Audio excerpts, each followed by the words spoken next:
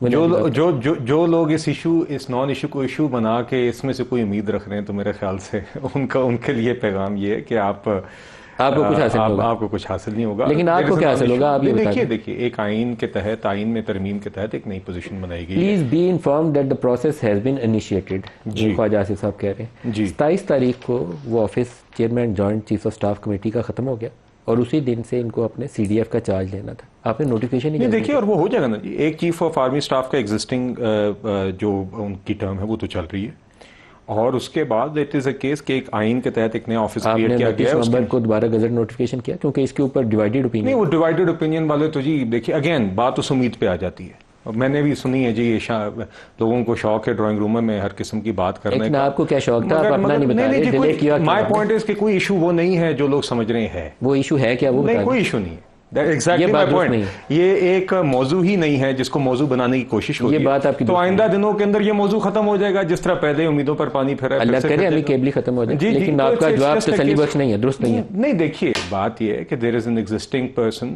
Field marshal Asim Munir साहब हैं।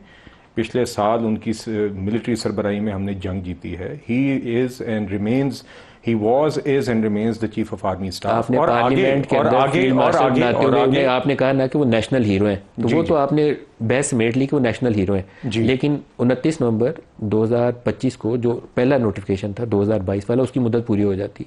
फिर आपने लॉ अमेंड किया 2024 में, तो वो टर्म 2024 में 5 साल कर दिया। जी, उसके लिए नया नोटिफिकेशन चाहिए या नहीं चाहिए? बिल्कुल नहीं चाहिए, मेरे नजदीक बिल्कुल जरूरत नहीं है। एयर चीफ की भी आपने देखा टर्म बड़ी थी, बल्कि वो एक्सटेंडेड टर्म ही चल रहे हैं। बिल्कुल नोटिफिकेशन को आपने एक्सटेंड कर दिया।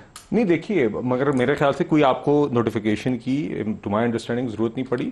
अगेन मेरा ख्याल है जी, लोग इन चीज़ों में अगर कोई खबर ढूंढ रहे हैं या उम्मीद ढूंढ रहे हैं तो उनको मायूसी होगी। मुझे तो ये ज़्यादा फिक्र है कि आप जिस उम्मीद पे बैठे हैं आपको मायूसी ना हो। नहीं, बात ये है जी कि आपकी फिक्र ज़्यादा है मुझे। नहीं, आप चलें, आप फिक्र करें, मुझे नहीं, आप कर लीजिए। चलें, आप एंजॉय करिए। कामरान मुर्तज़ा साहब, बात ये नदीम साहब कि एक, and I want to repeat this is very important on this topic, कि एक प्रोसेस शुरू है जी इंशाल्लाह आइंदा दिनों में। बिल्कुल चीफ ऑफ डिफेंस फोर्सेस का बड़ी सोच समझ के पार्लियामान ने फैसला किया कि ऑफिस बनाना है। इसकी नोटिफिकेशन के हवाले से प्रोसेस चल रहा है, वो पूरा होगा। चीफ ऑफ आर्मी स्टाफ पहले भी एग्जिस्ट करते हैं, डिफेंस मिनिस्टर ने वाज़ेह बयान दिया। अगर वो कहाँ चल रहा है, मैं समझने की खातिर कहाँ चल रहा है? हुकूमत में चलना है। 3 लाइनों पे एक सर्कुलर आना है आपका, वो किसी जॉइंट सेक्रेटरी का या तो वो आ जाएगा, किसी ऑफिसर का, सबको तसल्ली हो जाएगी। बिल्कुल ठीक है।